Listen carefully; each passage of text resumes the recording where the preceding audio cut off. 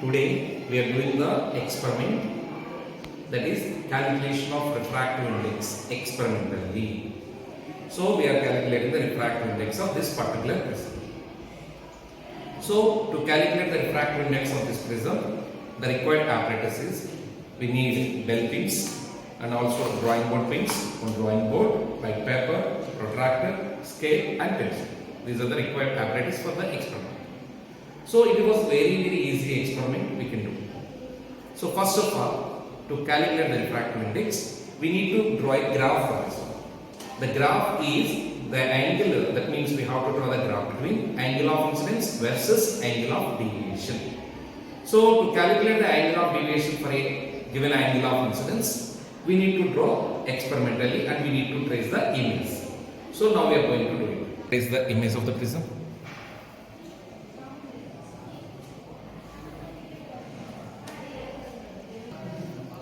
Now it is the trace of the image and we have named as XYZ.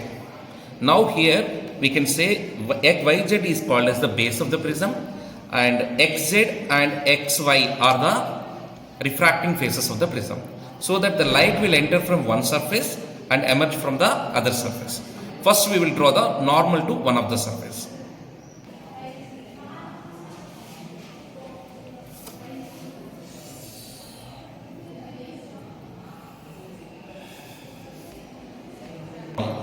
This is called normal. Normal means the angle between the surface and the ray is 90 degree. This was 90 degree. Now we need to give an angle of incidence of 30 degree we are doing. For this experiment we are doing for how much angle? 30 degrees. So we have to identify the angle of incidence 30 means the angle between incident ray and normal is called as angle of incidence. So now Soumya will draw for 30 degree angle of incidence.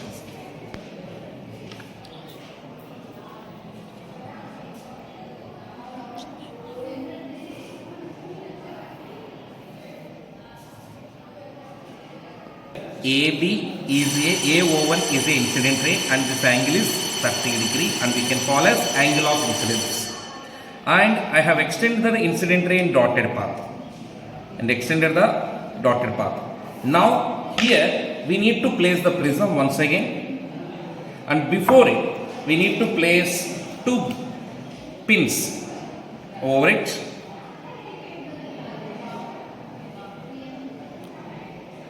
Now after placing the two pins, and we need to replace the prism in the image which was placed, and we need to observe from the other refracting surface. So the light ray is entering from XY surface, and now we need to observe the image from the XZ surface, and we need to trace the position of image.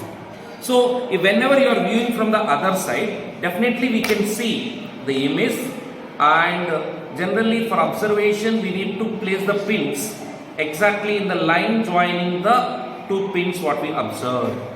So come here. Now we have placed the scale, and I am saying that this scale is parallel to the line which is image visualizing in that one. Now you can see that image is visualizing.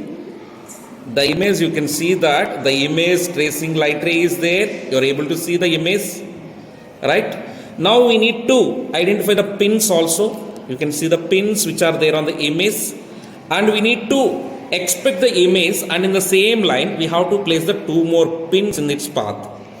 Two more pins in its path.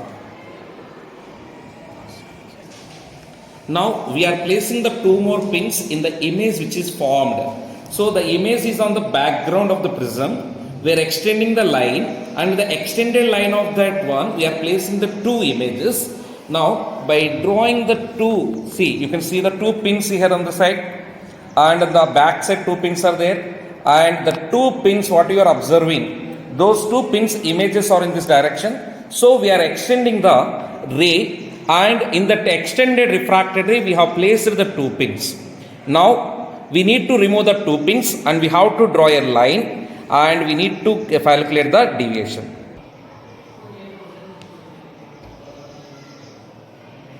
Yes. We need to measure the incident ray is already dotted path is there. the incident ray, and this is called emergent ray. This is emergent ray, and this was incident ray. And we need to measure the angle between incident ray and emergent ray, as already we extended the incident ray in dotted path, and if we are able to measure the angle between the dotted line and the solid line, that is called emergent ray, is called as deviation. Now you can see that the deviation is measured by the protractor as 49 degree here, and this is the image tracing of the refracted ray whenever it is passing through the prism. So this is the angle of incidence of 30 degree we have taken. For this one, deviation is how much? 40 degree, 49 degree. So in the similar pattern, we need to draw for 35 degree, 40, 45, 50, 55 and 60. For this, after drawing these images, repeat the experiment. Whatever the experiment we have done, same thing we have to repeat for 35, 40, 45, 50, 55. Until the deviation first decreases and later increases. So as we studied in the regular classes also that one. Now we need to draw the remaining diagrams. Now this is the diagram, ray diagram, already we drawn for 30 degree and we are getting deviation as how much? 49 degree. You can see the image trace.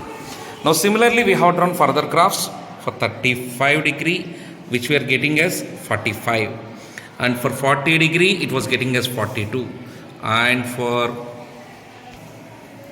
45 degree we are getting as 38, and later you can see here for 50 degrees we are getting 41.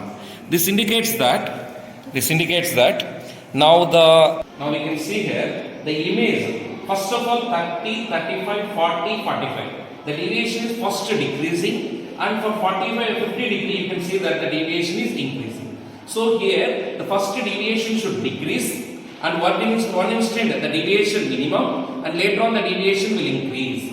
So now we need to draw the graph between angle of incidence versus angle of deviation for the given values what we experimentally found. What we found experimentally, for that one we have to draw the graph, and from the graph we need to identify the deviation, angle of deviation.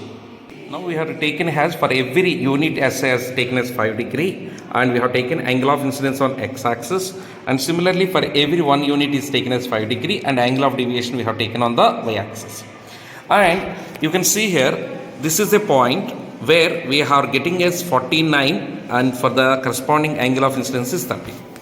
Now for corresponding angle of incidence we have taken 30 degree, for the deviation we have identified as 49, and for the remaining points also we have identified. Now by joining the curves we will get a slope curve which is there, and from the curve we need to find minimum deviation. Afterwards we need to identify the minimum deviation point. At lowest point you can see that 49 degree is the minimum deviation. So later we need to do the calculation of refractive index by using the formula what is given in the textbook.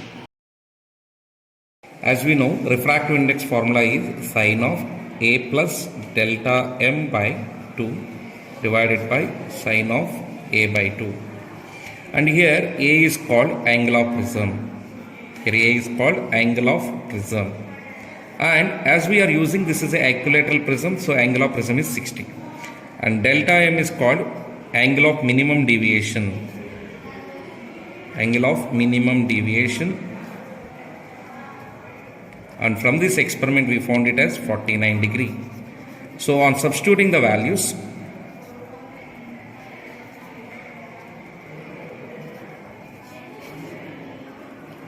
and simplifying the equation, we can find the refractive index of the given prism. And as we know that refractive index is a pure ratio and it has no unit. This is the way of finding refractive index of prism by using minimum deviation. Thank you.